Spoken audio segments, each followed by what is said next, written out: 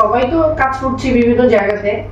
আমরা যে ভলান্টারি সার্ভিসটা দিচ্ছি বাংলাদেশে ডায়েটিশিয়ানদের সাথে, আপাও অনেক জায়গাতে যাচ্ছেন। তো এটা হচ্ছে যে আমাদের একটা বড় পাওয়া যে আমরা কাজের মধ্য থেকে বিভিন্ন জায়গায় পাবলিকদের জন্য কিছু করছি। এবং আমরা আমি দেখি তো স্কুলে গিয়েছো কোথায় কোথায়। হ্যাঁ, আগামীকালও একটা উত্তর স্কুলের প্রোগ্রাম আছে। এটা উত্তরের ওই জোনটা বর্ষা দেখে, ফারজান আপা দেখে, ওই মিরপুরটা আপা দেখে, এরকম করে আমরা ভাগ করে দিয়েছি এবং সারা বাংলাদেশে ভাগ করা আছে। সিলেটে ইয়েতে কুষ্টিয়া গেছিলাম আমরা গত বছর নিজ খরচে না। হ্যাঁ, সব যে যখন যে যারা পার্টিসিপেন্ট থাকে, যেমন আপা আমাদের গাড়ি দেয় আমাদেরকে, যখন ওই দিনে যারা না থাকে তারাই ওইটা গুছিয়ে ফেলে। যেমন কালকে একটা উত্তর ওরা গুছিয়ে ফেলবে। তো আমরা মানে উত্তরে কি স্কুলে, হ্যাঁ, আমরা এই কাজের মধ্য থেকে আসলে একটু ঘোরাও হচ্ছে, সবার সাথে একটু কমিউনিকেশন হয়, একটু আনন্দ করি।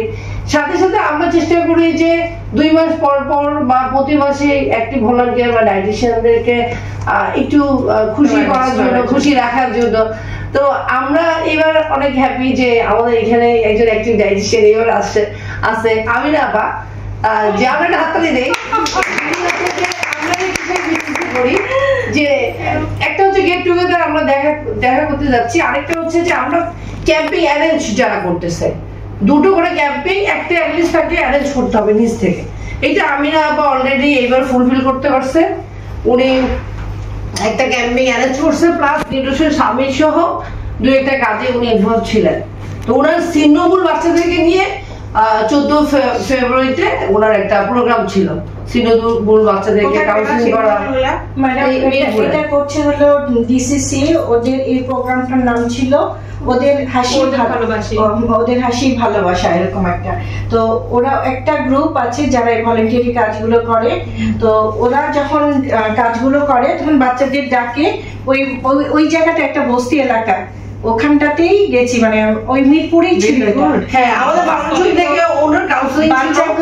বাচ্চাগুলো এসে খুব শুনে, কথাও শুনে, এবং ভলান্টিয়ার যারা আছে কাজ করে 20-25 জন ছেলে অনার্সে পড়ছে, এরকম ওদেরকেও কিছু গাইডলাইন দিলাম বেসিক, যেটা নিউট্রিশন নিয়ে যেহেতু ওরা অনার্সে পড়ছে, মাস্টার্সে পড়ছে, এই বাচ্চাগুলো অন্তত বেসিক কিছু তো জানে, ভিটামিন সি কি, রোদে জেলে কি হবে, বা মিষ্টি কুমড়াতে কি আছে, মানে বেসিক গাইডলাইন, নাক দিয়ে সর্দি উঠছে, এই জিনিসগুলো তখন আমি কি করলাম, ওরা যে টাকাটা দিয়ে কিছু কিনে খাচ্ছে চিপস, আমরা ওটাকে হেলদি ওয়েতে কি খেতে পারে ওইটা বলা।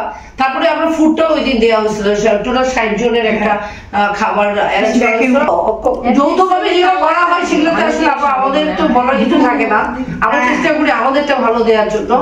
আরেকটা হচ্ছে যে আমরা মিরপুর জোনটা আমিনা আপা বেশিরভাগ সময় হচ্ছে যে সবাইকে একত্রিত করার চেষ্টা করে।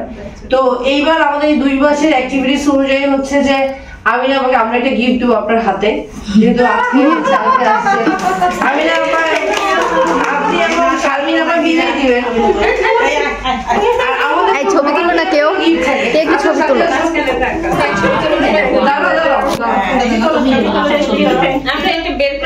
বাসন্তী শাড়ি বের করে দিই, তাই না? বের করে দিলে ভালো। হ্যাঁ, থ্যাংক ইউ।